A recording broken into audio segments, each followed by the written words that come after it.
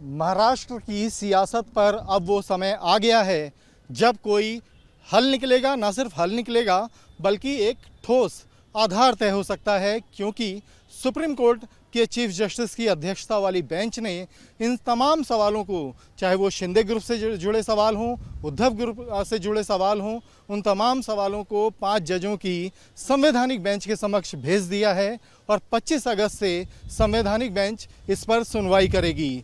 इस बीच supreme court ने ये कहा है कि जो चुनाव चिन्ह से जुड़ा मसला है शिवसेना के, उस पर कार्यवाही चुनाव आयोग की तब तक रुकी रहेगी। अब क्योंकि संवैधानिक बेंच इन तमाम सवालों को सुनेगी, जिसमें जो प्रमुख सवाल हैं वो 16 विधायकों की अयोग्यता का मसला है, उससे पहले स्पीकर को हटाने की कार्यवाही का मसला है, उसके बाद राज्यपाल द्वारा एकनाथ शिंदे ग्रुप को सरकार बनाने के लिए निमंत्रण देने का मसला है। ऐसे तमाम सवालों पर अब संवैधानिक बेंच सुनवाई करेगी, जिसमें ये भी माना जा रहा है कि जो दल बदल कानून को लेकर अभी भी जो भ्रम की स्थिति बनी हुई है, भ्रम इसलिए कहेंगे कि दल बदल कानून की जो 10वीं अनुसूची है उस पर लगातार सुप्रीम कोर्ट में सुनवाई चली इस मसले पर कि एकनाथ शिंदे ग्रुप के जो विधायक जिन्हें बागी करार दिया गया, क्या उनके खिलाफ दल बदल कानून के तहत कार्यवाही नहीं बनती।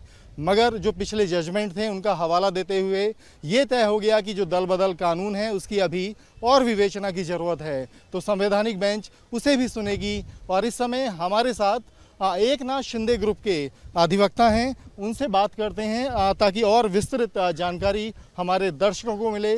सर, आप अपना परिचय दें और ये बताएं कि जो आज की सुनवाई है उसे हम किस मायने में देखें। मैं एडवोकेट राज साहिब पाटिल, मैं सुप्रीम कोर्ट में काफ़ी दिनों से प्रैक्टिस करता हूँ। आज की सुनवाई का आप इस वाले मामले में किसकी साइड से थे? मैं हमारा एक इंटरवेंशन था, इसमें हमारा क्लब था इनसे मैटर, और माननीय राज्यपाल जी ने जो प्रीवियस गवर्नमेंट ने जो रेफरेंस किए थे एमएलसी की लिस्ट, उसके अगेंस्ट था। अभी उन्होंने कोई डिसीजन नहीं लिया, लेकिन हमारा पेंडिंग था मैटर, इसीलिए हम ऊपर आए थे। हमने अभी आज माननीय सर्वोच्च न्यायालय ने जो निर्णय दिया है उसमें कॉन्स्टिट्यूशनल बेंच फेम करने का निर्णय दिया मुख्यतः। और दूसरी बात ये है कि जो इलेक्शन कमीशन उसकी प्रोसीडिंग चालू थी, उसमें उद्धव ठाकरे गुट को थोड़ा 2 दिनों के लिए अभय दिया है। जब तक डे आफ्टर टुमारो डिसीजन नहीं होगा या हियरिंग नहीं होगी, तब तक उन्हें कोई एक्शन उनके खिलाफ ना हो, ये देखा जाएगा। और कोई इलेक्शन कमीशन कोई एक्शन नहीं लेगा। और इलेक्शन कमीशन सुप्रीम कोर्ट में भी है, वो भी बताएगा कि आने वाले हेयरिंग में कि क्या होगा और क्या नहीं होगा, उनके ओर से क्या कहा जाएगा। एक मुख्य आज ये हुआ कि आज एक लैंडमार्क डिसीजन हुआ है कि वो कॉन्स्टिट्यूशनल बेंच के ओर जाएगा मैटर।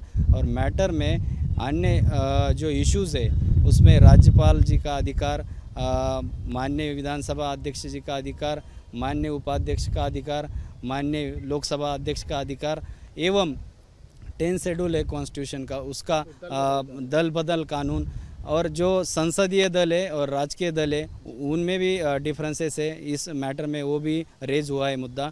उसमें ये कहा गया है कि जो गुट नेता थे एकनाथ शिंदे विधानसभा के, वो लेजिस्लेटर पार्टी का हवाला देकर, यानी संसदीय दल का हवाला देकर माननीय सर्वोच्च न्यायालय में आए थे। उन्होंने कहा था कि हमारा जो प्रतोद है, मराठी में उसे प्रतोद कहते हैं, जो व्हिप होता है वो व्हिप हमारा ही लागू होगा। उससे मैटर शुरू हुआ था। उन्होंने भारत गोगावले करके एक उन्हें नियुक्त किया था कि ये हमारा पक्ष प्रतुद होगा, व्हिप होगा, और उससे मैटर शुरू हुआ। उन्हें डिस्क्वालिफिकेशन किया, मैटर के डिस्क्वालिफिकेशन उपाध्यक्ष जी ने किया था, उसके अगेंस्ट से माननीय सर्वोच्च न्यायालय में आए थे 1 महीने पहले।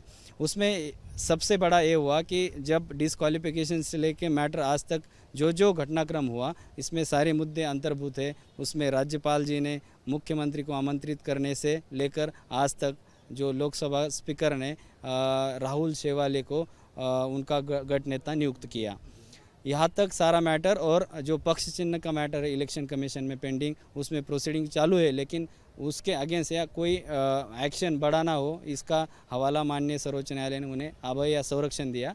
उसमें 2 दिनों तक यानी डे आफ्टर टुमारो तक जब हियरिंग होगी कॉन्स्टिट्यूशनल बेंच के सामने तब तक कोई कार्रवाई नहीं होगी। लेकिन परसों जब हियरिंग होगी उसमें प्रोसीडिंग तो शुरू ही रहेगी और सारी पार्टी अपने अपने मुद्दे रखेंगे और ये हो सकता है कि डे टू डे हियरिंग भी हो। कॉन्स्टिट्यूशनल बेंच कितने जजेस का होगा और उसकी मुख्यता यानी अध्यक्षता कौन करेंगे, आज सर न्यायाधीश सुप्रीम कोर्ट के सर न्यायाधीश डिसीजन करेंगे। कल तक या परसों तक ये निश्चित होगा कि कितने जजेस होंगे और किसके सामने और किसके अध्यक्षता में ये कॉन्स्टिट्यूशनल बेंच फ्रेम होगा। एक सवाल है चीज़ों को सरल करके समझने के लिए, दर्शक भी जानना चाहेंगे कि पिछली कई सुनवाई सुप्रीम कोर्ट में चीफ जस्टिस की अध्यक्षता वाली बेंच के सामने हुई।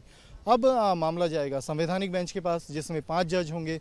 हम अगर इसे आम भाषा में समझें कि ताकि लोग समझ पाएँ कि इसमें कितना फ़र्क होगा, क्योंकि एक लंबी मैराथन सुनवाई यहाँ भी चली और जो संवैधानिक पीठ है वो इसे किस तरह से सुनेगी, उसमें किस तरह के एक्सपर्ट जज होंगे और कितना समय लग सकता है। माननीय सर्वोच्च न्यायालय के सर न्यायाधीश इसे डिसाइड करेंगे कितने जजेस होंगे और कॉन्स्टिट्यूशनल बेंच 5 जजेस से लेकर कितने भी जजेस को हो सकता है, लेकिन 5 जजेस का ये होगा। उसमें कौन जज लीड करेगा इसे, ये भी डिसीजन अभी रिटर्न आर्गूमेंट में आएगा या कल तक आएगा, क्योंकि परसों कोर्ट हेयरिंग करेगा तो उसके पहले ही सारा डिसीजन होगा। अध्यक्षता कौन करेगा और कितने जजेस और कौन होंगे ये निश्चित होगा। उसके बाद में हेयरिंग होगी और जितने आज तक इसमें इन्वॉल्व है इश्यूज़ उस पर आर्गूमेंट होगी और डे टू डे चलेगा ये मैटर। लंबा भी चल सकता है और जल्दी भी ख़त्म। बातों से लग रहा है कि एक तो एक्सपर्ट जज होंगे जो इन मामलों के विशेषज्ञ होंगे, दूसरा डे टू डे सुनवाई हो सकती है तो जल्दी मसला आ सकता है। लेकिन ये हेयरिंग पिछली हेयरिंग से कैसे अलग होगी और किस तरह की सबमिशंस आ सकती हैं या वो कोई प्रोसेस अलग होता है? बिल्कुल, जब कॉन्स्टिट्यूशनल क्वेश्चन रेज होते तभी कॉन्स्टिट्यूशनल बेंच फ्रेम होता है और कॉन्स्टिट्यूशनल बेंच तभी फ्रेम होता है जब तक पीछे वाले केसेस है वो डिफरेंट थे और ये केस डिफरेंट है। ये लैंडमार्क जजमेंट होगा और ये भारत के इतिहास में पहली बार होने जा रहा है कि कॉन्स्टिट्यूशनल बेंच फ्रेम होने के बाद में वो डिसीजन करेगा कि कैसे होगा। उसमें 10 शेड्यूल है, राज्यपाल है, मुख्यमंत्री है, दल बदल कानून है, अध्यक्ष है विधानसभा, उपाध्यक्ष विधानसभा, लोकसभा अध्यक्ष और इलेक्शन कमीशन, इतने सारे इश्यूज़ है। उसमें दल बदल कानून, लेजिस्लेचर पार्टी भी है और पॉलिटिकल पार्टी भी है, इतने सारे इश्यूज़ है। और उसके बाद में आने वाले इलेक्शन है वो भी अर्जेंसी है क्योंकि उसे चिन्ह चाहिए होता है पॉलिटिकल पार्टी को इलेक्शन कंडक्ट करने के लिए। बिल्कुल, बीएमसी इलेक्शन है और अन्य लोकल सेल्फ गवर्नमेंट के भी बहुत सारे इलेक्शन 400 के करीब है। उन्हें पॉलिटिकल सिंबल ना होने के कारण वो भी रुका पड़ा है। उन्हें डिसीजन लेना पड़ेगा तभी जाकर वो इलेक्शन कंडक्ट हो सकता है। ये भारत का ऐतिहासिक फैसला है जो कि आज कॉन्स्टिट्यूशनल बेंच के सामने जाने वाला है। शुक्रिया हमसे बात करने के धन्यवाद। लिए। बिल्कुल, इस बात को ऐसे समझें कि जो ये संवैधानिक बेंच गठित की गई है तो ये माना जा रहा है कि जब इससे कोई फैसला आएगा तो वो लैंडमार्क जजमेंट होगा ताकि भविष्य में इस तरह के सवाल ना खड़े हों, जैसा कि महाराष्ट्र की सियासत में हमने देखा कि तमाम सवाल सामने आए जिन पर लंबी सुनवाई चली और आखिर में जब संवैधानिक बेंच गठित हो गई है तो ये माना जा रहा है कि जब यहाँ से कोई फैसला निकलेगा तो उसका असर बहुत दूर तक होगा। वीडियो जर्नलिस्ट सुमित के साथ अवनीश चौधरी, न्यूज़ नेशन दिल्ली।